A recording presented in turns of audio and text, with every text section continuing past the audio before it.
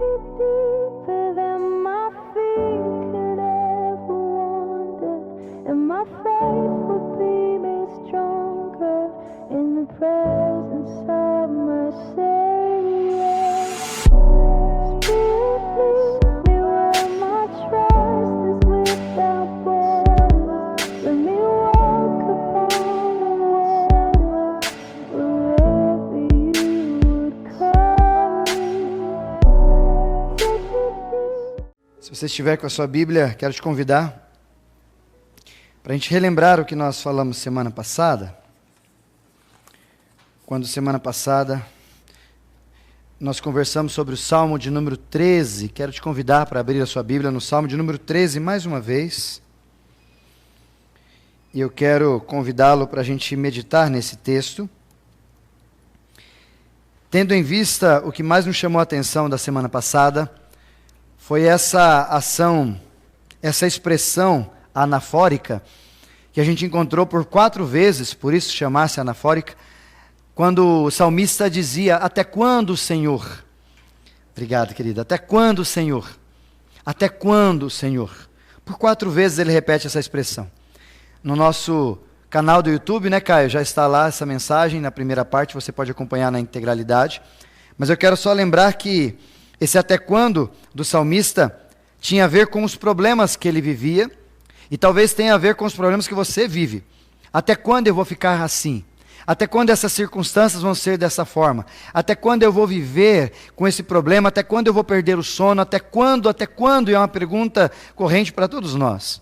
E a gente conversou um pouquinho sobre isso, porque esse até quando, esse início, o versículo 1 e 2 do salmista Davi, tem a ver com o início de uma oração que nós chamamos aqui no tema como oração de fé. E o princípio que nós aprendemos semana passada é que as suas orações sejam feitas no quarto secreto e com honestidade, sinceridade, abrir o coração para Deus, dizer para Deus de fato o que está passando no seu coração. A despeito de tudo isso, a gente conversou semana passada, e ele diz o até quando em 3 áreas. Até quando ele fala com Deus? Até quando Deus, em duas áreas, quando ele diz: o Senhor esqueceu-se de mim, ou o Senhor virou os olhos para mim. Falamos nisso semana passada. No segundo, ele fala até quando? No pessoal. Quando ele começa a ruminar algumas informações, voltar na melancolia pelo passado e perceber que algumas coisas estão equivocadas e ficar mal, até quando? Todos os meus dias serão assim.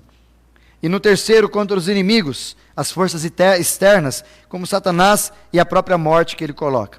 Na semana passada eu deixei aqui alguns desafios, quero convidar você a repensar. E um desafio, o primeiro deles é: como que anda a sua ida para o quarto secreto? Será que você mudou, se desenvolveu melhor sobre isso? Tem ido para o quarto secreto mais? Tem se desenvolvido ou não mudou muita coisa? Segundo desafio que nós deixamos semana passada é para que a gente ore sem, literalmente, as nossas máscaras, já que as estamos usando muito mais nesse tempo, mas que você ore sem máscaras. Salmo 139 diz que Deus conhece as nossas palavras, mesmo antes delas chegarem aos nossos lábios. Ou seja, coloque para fora o que está no seu coração. E a palavra de Deus no livro de Mateus, falamos dele semana passada, capítulo 6, versículo 6, que é a natureza da oração, intimidade, que Deus conhece e Ele vê a nossa oração. Ou seja, Ele não só ouve, Ele vê, porque o resultado de Jesus e eu, na minha oração, tem a ver com o meu coração e não somente com os meus lábios. Por isso, seja sincero, seja honesto nas suas orações. Terceiro desafio que nós colocamos semana passada é como que andam as suas emoções. Como é que você lida com as suas próprias emoções internamente, inclusive nesse tempo de pandemia, que está todo mundo alvoroçado, está complicado para muita gente. E por último, você crê na palavra? Creia na palavra, é o que nós vamos falar sobre isso no desafio de hoje, no Salmo de número 13, quando ele diz assim, quero ler mais uma vez o Salmo 13, para que você guarde no seu coração essa leitura. O versículo 1 começa dizendo: até quando, Senhor, esquecer-te-ás de mim para sempre? Até quando, Senhor, ocultarás de mim o teu rosto? Versículo 2, até quando estarei eu relutando dentro de mim, ou dentro da minha alma, talvez na sua versão, com tristezas no meu coração, todos os dias que vivo? Na sua versão talvez um pouco diferente. Versículo 3, finalzinho, até quando se erguerá contra mim o meu inimigo? E aí nós vamos falar no versículo de número 4 hoje, quando ele diz assim, versículo 3 e 4. atenta para mim, Senhor. Ou, numa outra tradução, olha para mim, Senhor. Ou, numa outra tradução, considere-me, Senhor. Ele continua dizendo, responde-me, Senhor, Deus meu. Muito importante você guardar essa expressão. Depois do olha para mim, responde-me, ele diz, Senhor, Deus meu. Guarde isso, nós vamos conversar. Grife na sua Bíblia essa expressão. E ele continua dizendo, ilumina-me os olhos, para que eu não durma o sono da noite. Versículo número 4. Para que não diga o meu inimigo, prevaleci contra ele, e não se regozijem os meus adversários, vindo eu a vacilar e eles a vencer. Versículos 5 e 6.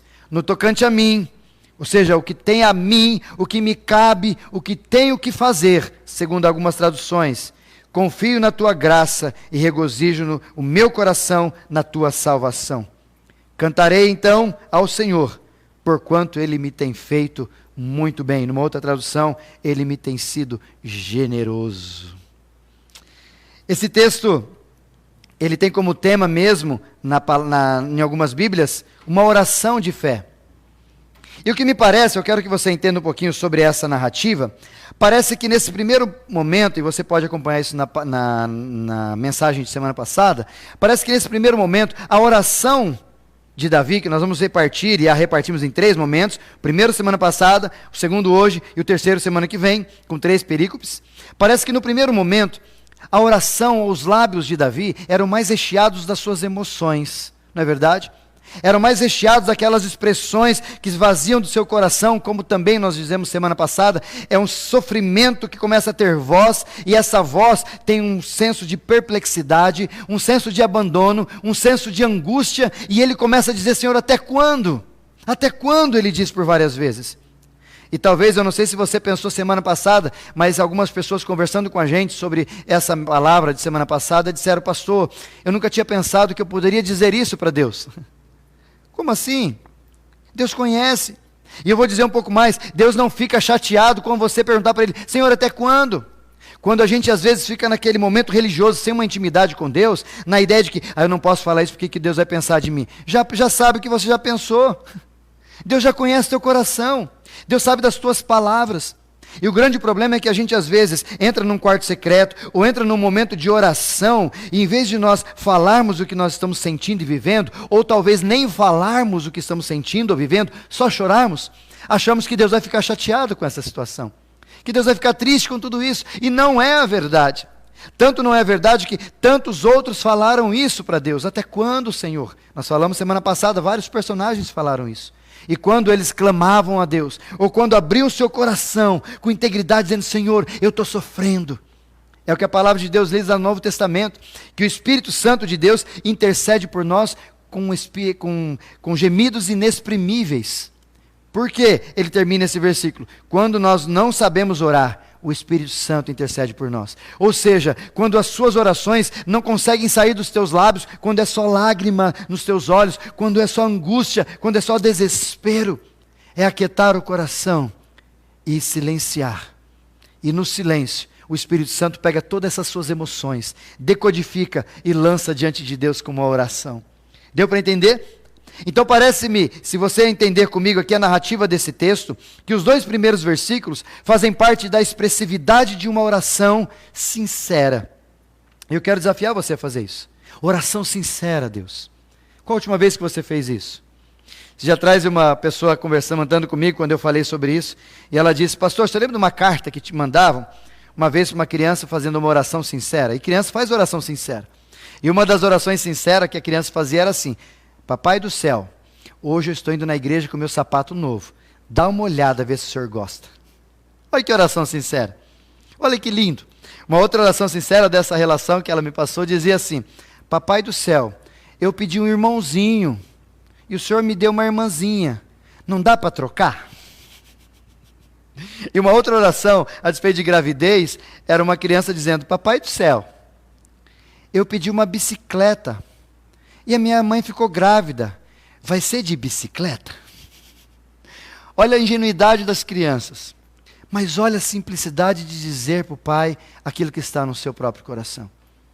A palavra de Deus mesmo vai dizer para mim e para você que a gente precisa ser como criança. Talvez seria essa a ideia.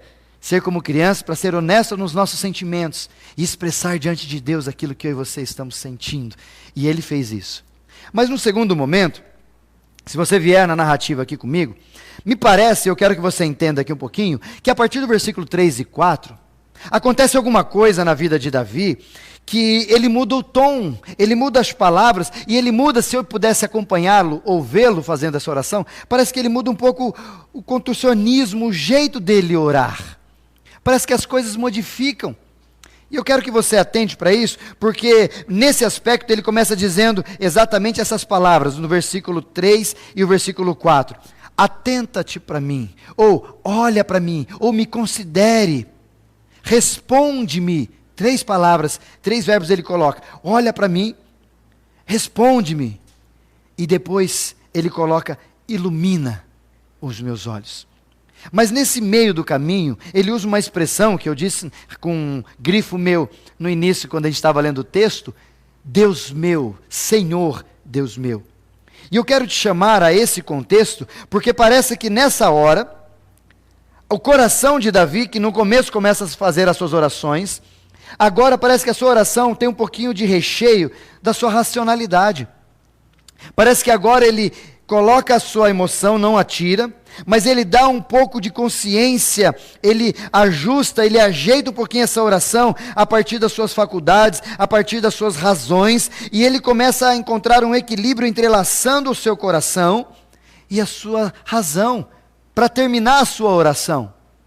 Então, no segundo momento, que eu vejo muito claro aqui, é que ele não fica só nos sentimentos na oração, mas ele consegue encaixar na sua oração algo como se fosse as suas faculdades, o seu entendimento, a sua racionalidade, a sua consciência quando ele orava. E é tão claro isso, esse equilíbrio que é visto nesse texto, que a gente começa a perceber que ele usa isso quando ele diz na expressão muito clara, Senhor Deus, ou Senhor Deus meu, ou meu Deus.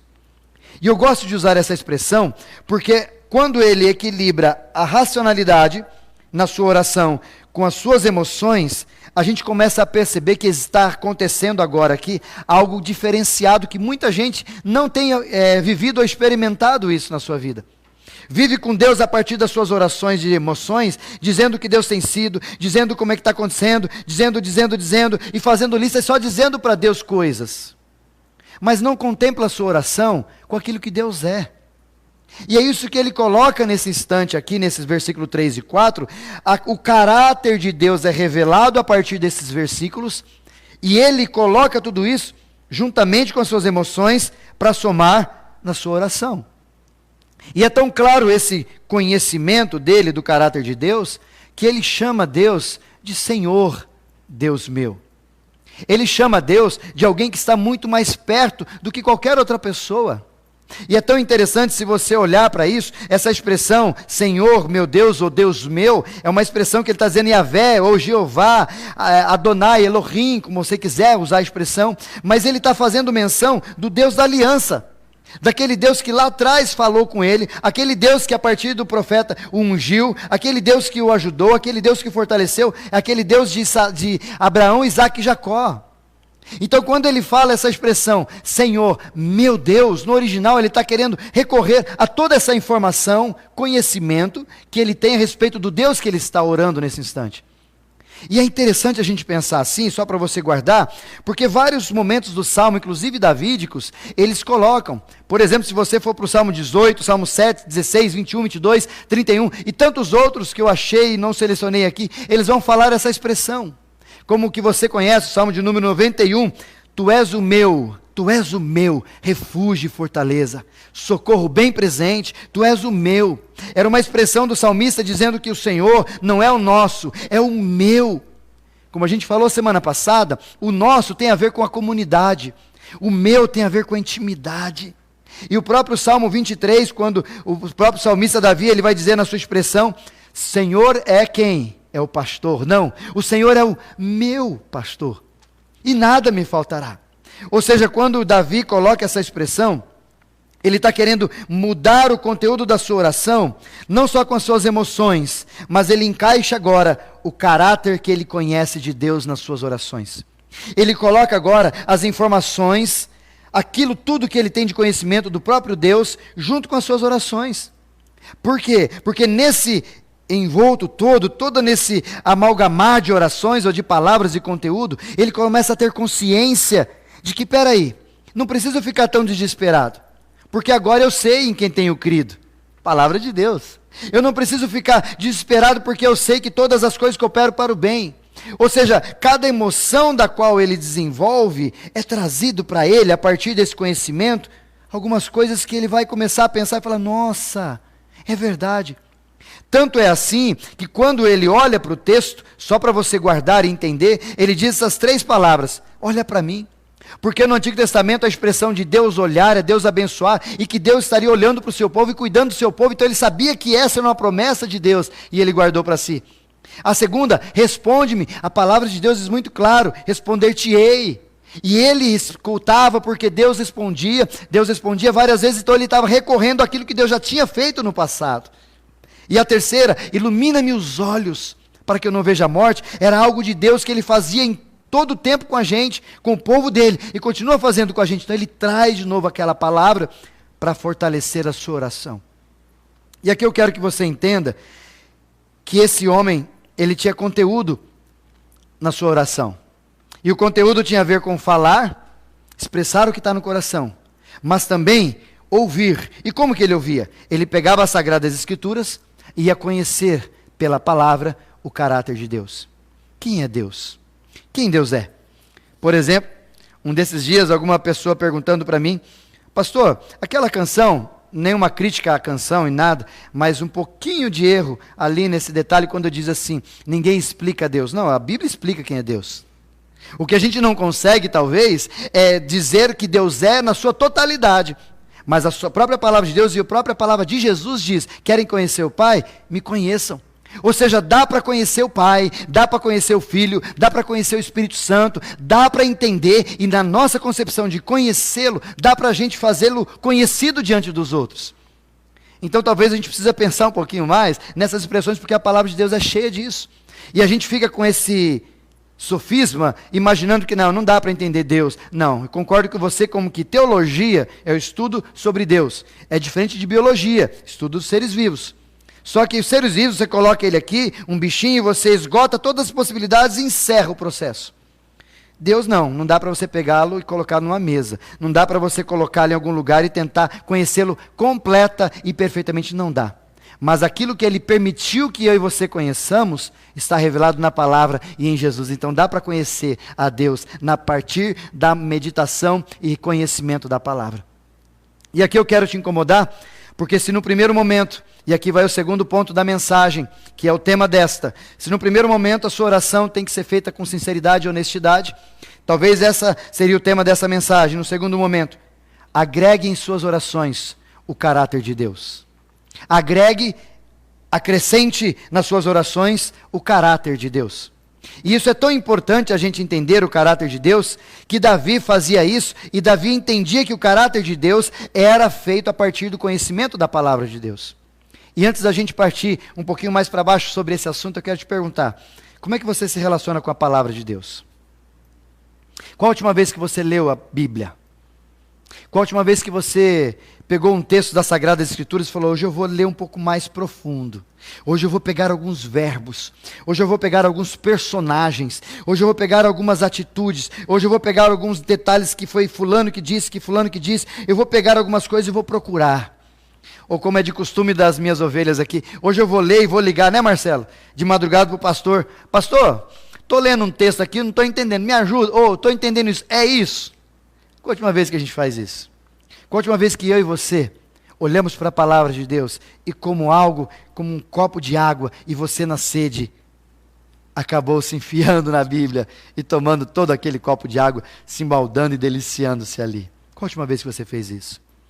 O salmista, o mesmo Davi, virando uma página da sua Bíblia, na minha dá uma página, olha o que diz o versículo 7 e 8 do Salmo 19. Olha como Davi amava as Sagradas Escrituras. Olha como Davi tinha um apreço e um carinho, um conhecimento. Por isso que Davi tinha conteúdo para agregar à sua oração o caráter de Deus, porque a partir da palavra que revela o caráter de Deus, ele tinha total desejo, intenção e consciência clara a respeito do que ela era. Olha o que ele relata no Salmo de número 19, um pouquinho para frente, ao mestre de canto, Salmo de Davi, versículo 7. A lei do Senhor é perfeita. Ou seja, não é nem para a direita nem para a esquerda. Ela não é nem para baixo nem para cima. E aqui eu vou aumentar um pouquinho. Ela não é nem machista nem feminista. Ela é perfeita. A palavra de Deus é perfeita. É nós que levamos para nossas ideias ou para as nossas agilidades ou para aquilo que a gente tem de conveniência. Ela é perfeita. Olha a segunda expressão que ele diz. E restaura a alma.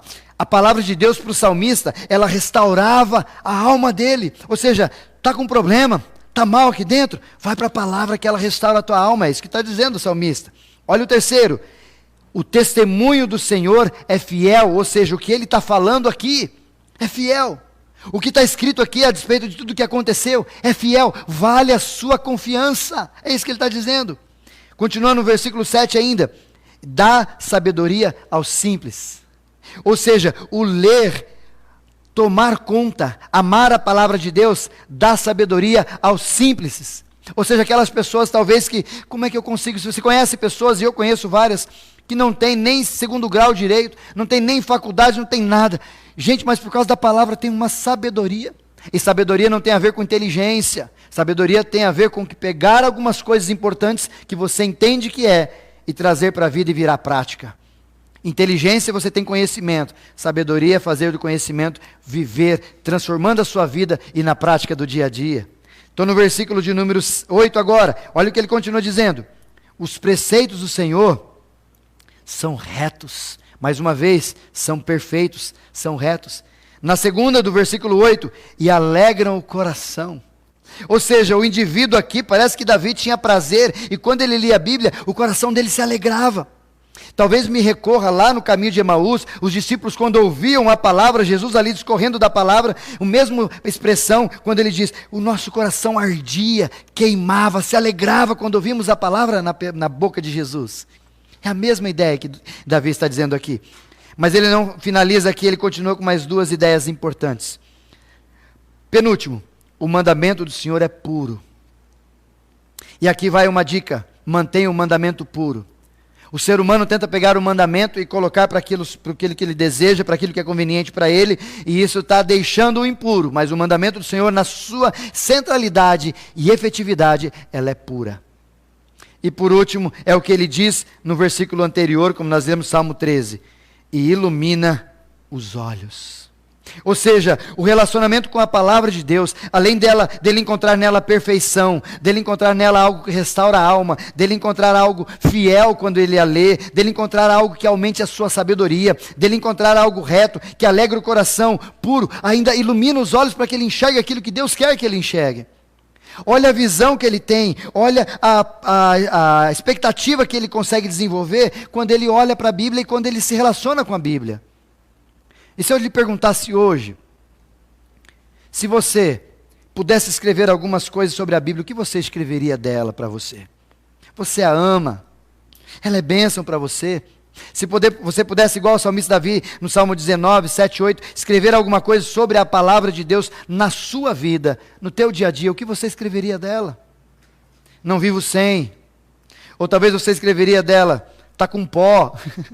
Ou você escreveria dela, nossa, faz tempo que eu não leio. Ou você colocaria na sua descrição ali, Bíblia, o que é isso? E eu quero te desafiar. A maioria de nós, deixa eu tomar uma água que me deram aqui, a maioria de nós hoje vive com uma ideia de que Bíblia não é tão importante para a gente. E algumas falácias são mencionadas a respeito da própria Bíblia, que eu acho muito terrível quando alguém fala isso, ou até mesmo da boca de um cristão, quando ele diz, a Bíblia é ultrapassada. E uma vez, como disseram para mim já, a Bíblia, eu encontro vários erros na Bíblia. É muito provável que ela tenha muito menos erros do que eu e você.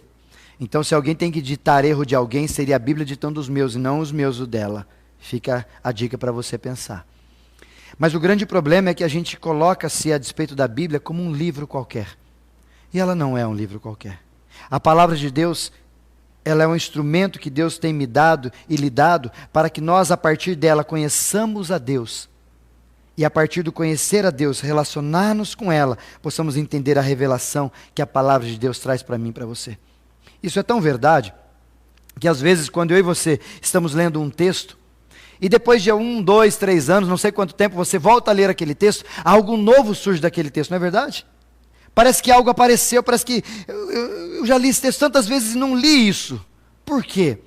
Porque a cada novidade de vida, a cada novidade de leitura, Deus, pela palavra servida, ela traz vida para você a todo momento que você encontra com ela. Mas infelizmente, aqui deixa eu trazer alguns dados difíceis para a gente entender, é que a gente está vivendo numa era de analfabetismo bíblico, onde a gente tem tido pouco contato com a palavra de Deus. E poucas pessoas têm tido contato com a palavra de Deus. Dentro de uma comunidade, dentro de uma igreja, poucas pessoas têm tido contato com a palavra de Deus. Por exemplo, deixa eu te fazer uma pergunta muito forte, olhando nos seus olhos. Isso aqui tá ligada? Coloca isso para mim que eu quero olhar bem nos olhos. Aumenta um pouquinho ela aqui para mim, então que eu quero olhar bem nos olhos das pessoas aqui para perguntar para ela. Quando a gente fala de Bíblia, quando a gente conversa sobre esse livro, eu quero te fazer uma pergunta bem contundente para você tentar entender como é que funciona as Sagradas Escrituras com a gente. Isso, tá bom aí? David está me ajudando. A equipe técnica aqui é importada, então eu tenho que traduzir para eles o português, inglês, tá? Tá bom? Achou? Deu certo? Aí, tá bom. Não precisa muita coiseira não, em cima da hora, assim não precisa não, David. Eu quero te fazer uma pergunta muito clara, aqui que está comigo. A última vez que você leu a Bíblia, foi domingo passado? A última vez que você pegou a Bíblia, foi hoje, quando a gente voltou para o culto? O último texto que você leu das Sagradas Escrituras, foi esse texto que nós lemos hoje, de Tiago, ou esse texto do Salmo 13? Qual a última vez que você pegou nas Sagradas Escrituras, para você ler, para você se alimentar, para como o salmista Davi, olhar para ela e ter dela conhecimento do Senhor? Por isso que a grande questão, e aqui eu quero colocar para você, é que a própria palavra de Deus nos ensina e nos avisa que a falta desse conteúdo vai atrapalhar a gente nas orações, que a falta desse conteúdo vai atrapalhar a gente na nossa vida, que a falta desse conteúdo de conhecer o caráter de Deus atrapalha a gente a despeito de tudo que a gente está vivendo, inclusive da nossa cosmovisão. Atrapalha porque você vai ficar meio perturbado a despeito das coisas. E infelizmente essas situações são muito corriqueiras e muito comum para a gente. Por exemplo, a palavra de Deus no livro de João, capítulo 8, versículo 32 diz: "E conhecereis a verdade, e a verdade vos libertará." Vou fazer uma pergunta para você. Já falei isso aqui na nossa comunidade, você que não é da nossa comunidade vai entender um pouquinho mais para frente. O versículo diz assim: "E conhecereis a verdade, e a verdade vos libertará." Pergunto para você, o que nos liberta? Talvez você respondeu na hora: pastor, a verdade. Vou falar o texto de novo. "E conhecereis a verdade, e a verdade vos libertará." Vou perguntar mais uma vez, o que te liberta? Ou o que nos liberta? A verdade. Errado mais uma vez. Segundo o próprio texto, "E conhecereis a verdade, e a verdade vos libertará." O que nos leva à verdade, ou o que nos liberta, não é a verdade. O que nos liberta é o conhecimento da verdade. "Ah, pastor, mas Jesus diz: eu sou o caminho, a verdade, é Ele que liberta." Mas o contexto desse texto não é a respeito só dele, é o respeito do envolvimento que você tem com Ele que vai te produzir a liberdade. Então não tem a ver só com ter ou só saber, mas a verdade vai ser liberta a partir deste conhecimento. Por isso que no início há uma percepção, conhecer, e depois ela vai progredindo a partir desse momento de prática, ou seja, ela vai saindo das introspectividades, subjetividade, e vai tornando forma, e vai fazendo sentido para a minha vida nas minhas práticas. E é isso que muitas vezes nós não entendemos, nós não conhecemos a Deus. E porque nós não conhecemos a Deus pela palavra, segundo o profeta Oséias, capítulo de número 4, versículo 6, "O meu povo está sendo destruído porque lhes falta conhecimento." Ou seja, talvez você está sofrendo na sua família, nos seus relacionamentos, sofrendo no seu trabalho, ou outras circunstâncias quaisquer, porque lhe falta conhecimento da palavra. Porque se você tivesse o conhecimento da palavra, além de você agregar nas suas orações, a sua vida seria diferente, porque há algo que está te dizendo, ou te ensinando, ou te instruindo para você fazer alguma coisa diferente, que você não está conseguindo fazer. Por isso que também o próprio Jesus, no livro de Mateus, capítulo 22, versículo 29, dizendo assim: errais em não conhecer as Escrituras e o poder de Deus. Ou seja, ele está dizendo para o povo: vocês estão errando não só por causa de bobeiras, mas erra daqui, erra dali. E sabe qual que é o motivo de vocês estarem errando? Porque vocês não conhecem as Sagradas Escrituras. E numa segunda interpretação do texto, ele está dizendo bem claro: errais, ou seja, vocês estão fazendo a coisa mais difícil, errada, não façam isso, não abram mão de conhecer as Sagradas Escrituras ou o poder de Deus. Como você quiser as duas interpretações. Eu gosto da segunda, quando ele diz isso: errais, ou seja, gente, talvez numa tradução do Isaías diria assim: gente, o que vocês estão fazendo não conhecendo a Bíblia? Gente, o que vocês estão fazendo e não conhecendo o meu poder? Gente, o que vocês estão fazendo em buscar nas suas ideias, intenções, mas não conseguir fazer com que as suas percepções sejam nas suas consecuções, ações para a sua vida? O que está acontecendo com vocês? Talvez para mim fique mais claro esse espanto de Deus. Por isso que hoje eu tenho visto, e talvez alguns irmãos aqui estão acompanhando com a gente, a maioria de nós às vezes conhece versículo bíblico a partir de frases de imagens ou de paisagens em versículos bíblicos colocados no Face, né? Ou antigamente, hoje não tem muito, mas antigamente tinha muito camiseta de versículo, né? Então eu conhecia várias camisetas de versículo. E talvez, se a gente continuasse com as nossas palavras, nas nossas cantorias, antigamente a gente cantava versículos. Hoje a gente não canta muito versículo, não tem muita gente que monta uma palavra que tem versículo. Eu conheço vários textos de cor da palavra por causa de algumas músicas que tem um texto ali, que encaixa ali, me lembra não só a referência, mas o contexto dela. Mas infelizmente hoje nós vivemos tão corridos, que a gente às vezes só lê o versículo porque alguém postou no Instagram, alguém postou no Face, alguém postou, alguém tweetou, aí você vai lá ler, versículo bom, amém. Sabe o que está mudando? Apenas a tecnologia fez a gente mudar, mas a essência é a mesma. Quando a gente antigamente pegava uma caixinha, quem é dessa época? Luciano dessa época. A Noeli também, que está assistindo a gente dessa época, hein, Lu? Vocês estão comigo aí. Caixinha de promessa, né? Tinha aquelas caixinhas na orzinha aí. Aí você já ia domingo de manhã, Marcelo? A Beatriz também é, né, Beatriz? Entregou a idade, né, Bê? Entregou a idade do Daniel e da Beth. Entregaram aqui a idade. Você também tinha em casa, né, Matheus? Então tá entregando vocês aqui. Eu tinha em casa, eu tinha vários. Tinha de zíper, tinha fechadinha, bonitinha, as coisinhas assim. Aí então ela deve ser dessa época aí, né? E tá com a gente aqui. O que acontece? Você saía domingo de manhã, ou qualquer dia de manhã melhor, abria assim a caixinha de promessa. Aí tirava ali e estava lá assim: o Senhor é meu pastor e nada me faltará. Oh, aleluia! Você saía de lá aleluiado e falava: Jesus, hoje tem, né? Hoje Jesus vai ser bom. Sabe o que era isso? Hoje, consciente, horóscopo gospel. Porque você tirar um versículozinho para ver como é que vai dar. É a mesma coisa que a irmãzinha pega no jornal: você que é de Libra, hoje o seu dia será lindo, a sua cor é amarela, e você está bem por amor, gaste dinheiro, hoje cuidado. Mesma coisa, só que é gospel, só que é bíblico na nossa concepção. Então a gente pega uma caixinha, tira e coloca. Eu gostaria muito, mas ninguém na época, pelo menos eu não conheço, que tinha uma assim, caixinha de deveres. Imagina? Vai amar o seu próximo, pangaré. Não tinha. Né? Alguns deveres assim da Bíblia, não tinha. Era só promessa. E é o que a gente gosta. Por isso que os dizeres dos versículos nas imagens, aquele fundo bonito, aquela coisa bonita, aquela coisa tal. Aí um versículo, você fala: ai, que versículo bonito. Mas por que você não vai na fonte?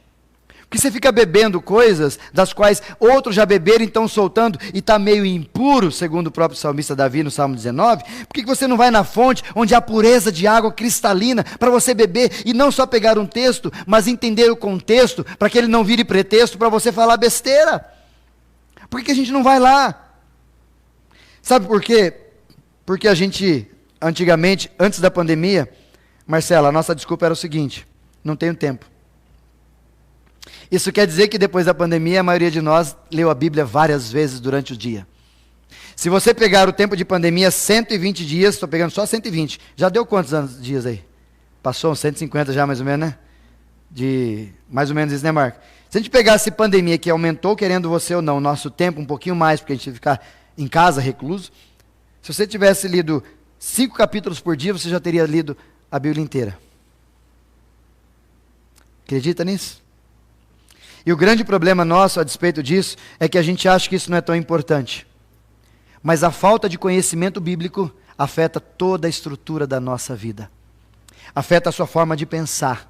Afeta a sua forma de reagir com os pensamentos dos outros. Afeta a sua forma de reagir com as atitudes dos outros. Afeta a sua cosmovisão. Afeta a sua família. Afeta o seu casamento. Afeta o seu trabalho. Tudo afeta a partir do que você conhece de Deus e transmite o caráter de Deus na sua vida, inclusive como o salmista fez na sua oração. Sabe por quê? E é o que eu quero passar para os finais desse texto, quando ele diz no final, e a oração, na minha Bíblia aqui, ela diz que é uma oração de fé. Deixa eu fazer mais uma pergunta para você. Quando você ouve a palavra fé, o que mais associa para você, dessas duas que eu vou te dizer, fé tem a ver com conhecimento ou confiança? Vou perguntar de novo. Para você, a palavra fé, qual é a palavra que vem junto com ela? Conhecimento ou confiança? Talvez a maioria de nós respondeu confiança. Não está errado, mas não está totalmente certo. Como assim, pastor? Eu vou te explicar para você entender. Na semana passada nós falamos sobre natureza e testificação. Natureza é aquilo que está por baixo, aquilo que fortalece, é aquilo que é rocha, aquilo que Jesus disse para nós fazermos a nossa casa na rocha. Essa é a fortaleza, essa é a natureza. A testificação são os muros, como a gente falou semana passada. Da oração, a natureza é o quarto secreto, onde você tem intimidade e se fortalece. A testificação é no dia a dia as orações que a gente faz comumente, ou no coletivo, ou na individualidade, no geral. A fé tem a mesma coisa. O mesmo princípio da fé. Qual que é a natureza da fé? Qual que é o testemunho da fé? Se você respondeu, se fé tem mais a ver com confiança do que conhecimento, você não entende o que é fé de verdade. Porque a natureza da fé não está rolada a confiança. A natureza da fé está rolada a conhecimento primeiro. Como assim, pastor? Vou usar o exemplo para você entender. Se você que tem uma criança, você que é pai, e você está dentro da piscina e a sua criança à beira da piscina, e de repente você brincando com ela ali, e ela toda empolgada, e vai e se joga para você e brinca e tal, você coloca ela em cima, fora da piscina e fala, vem pro papai, e ela vai lá e se joga. Aí de repente chega o pastor, que talvez nem conheço você, digamos que eu nem te conheço, e eu chego lá do seu lado, vamos ver se ela vem comigo? Vamos. Se eu fizer assim, pula bebê, você acha que a criança ia pular? Provavelmente ela não pularia. E a gente poderia aqui entender que ela não ia pular para eu pegá-la, não é porque ela não acredita que eu vou afundar, ou vou jogar ela na água, ou não vou pegá-la, nada disso. O primeiro quesito da qual ela não vai se lançar aos meus braços, porque ela não me conhece. Não é porque ela não confia. Confia vem no segundo plano. O primeiro é conhecer para depois confiar. E é a mesma natureza da fé para mim e para você. A palavra de Deus no livro de Romanos capítulo 10, versículo 17, diz que a fé vem pelo ouvir. E ouvir da palavra, ou seja, quando você assimila, agrega a palavra na sua vida, a sua fé é fortalecida e a sua confiança é real. O grande problema é que hoje nós estamos vivendo numa geração onde eles confiam em Deus, mas não conhecem Deus. Eles confiam, ou eles apenas falam que têm fé em Deus, sem ao menos ter relacionamento, ou conhecer a Deus de verdade, e ele vai se frustrar uma hora ou outra a respeito disso. Por quê? Porque na hora lá na frente, como aconteceu com o Davi, a hora que ele chegar e dizer, eu estou, Senhor, até quando? Eu estou chateado, o Senhor virou os olhos para mim, o Senhor não me quer mais, o Senhor não me ama mais. Aí o Espírito Santo fez lembrar do caráter de Deus, e trouxe a ele a memória daquilo que ele conhecia. Não é do nada uma revelação, não. Ele conhecia, aí ele trouxe, o Espírito trouxe, somou na oração, e fez ele ter entendimento daquilo que ele conhece. Aí fortaleceu a sua fé no conhecimento, e ele pôde crer em Deus a partir da confiança. Deu para entender? Por isso eu quero desafiar você, para a gente encerrar.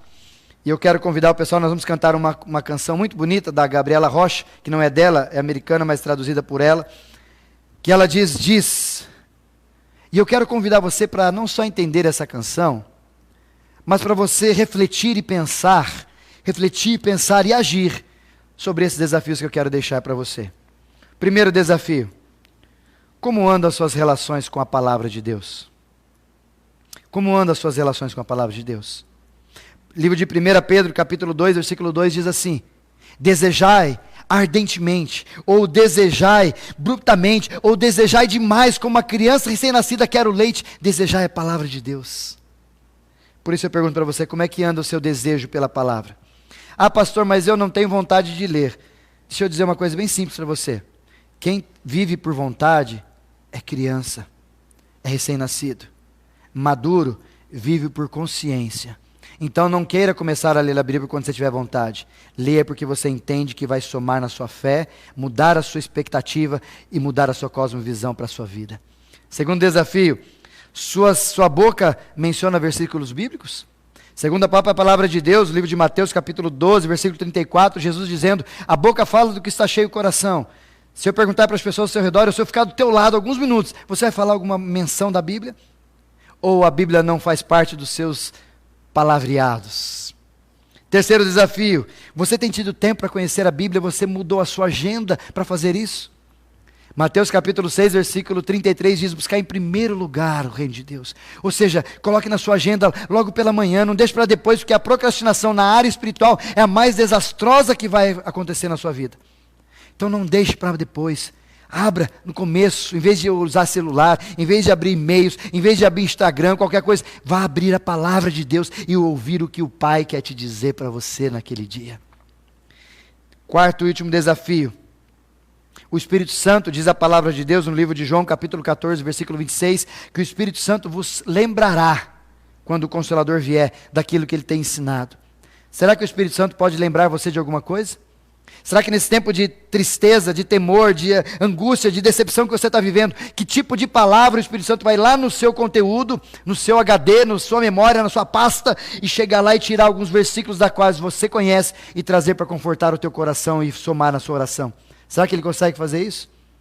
Ou será que o Espírito Santo vai chegar lá no seu HD e procurar, falar: gente, preciso de um versículo, onde que ele leu isso? Gente, cadê? Gente, ele não leu. Como é que ele vai lembrar a gente se não tem conteúdo dentro da nossa vida com a palavra de Deus? E por último, você pratica a palavra de Deus? A palavra de Deus, mais uma vez, livro de Tiago, capítulo 1, versículo 22, ele diz assim: sejam, ou numa outra expressão, não deixe de ser aqueles que praticam a palavra de Deus, mas sejam praticantes da palavra, não somente ouvintes, enganando a vocês mesmos. Ou seja, o final do versículo diz que a gente se engana quando a gente não pratica. Sabe por quê? Porque isso aqui é para ser vivido, é para ser visto, é para ser lido, mas com o final para ser praticado. Caso contrário, vai ser apenas informação e não conhecimento. Caso contrário, o que você vai ter de Deus é informação de Deus e nenhum conhecimento de Deus. E aqui eu finalizo para você guardar: conhecimento não tem a ver com assimilar informação. Conhecimento tem a ver com intimidade com aquele que é o dono da informação. A mesma palavra conhecimento aqui é aquela de conhecer, de intimidade. Por isso eu desafio você nessa noite. Que tal você colaborar, agregar, somar a sua oração, igual Davi fez com o caráter de Deus? Pastor, mas eu não tenho nada. Está na hora de você mudar a sua agenda e começar a colocar para o seu conteúdo, para a sua mente, caráter de Deus. E aí você vai ver como as coisas podem ser diferentes.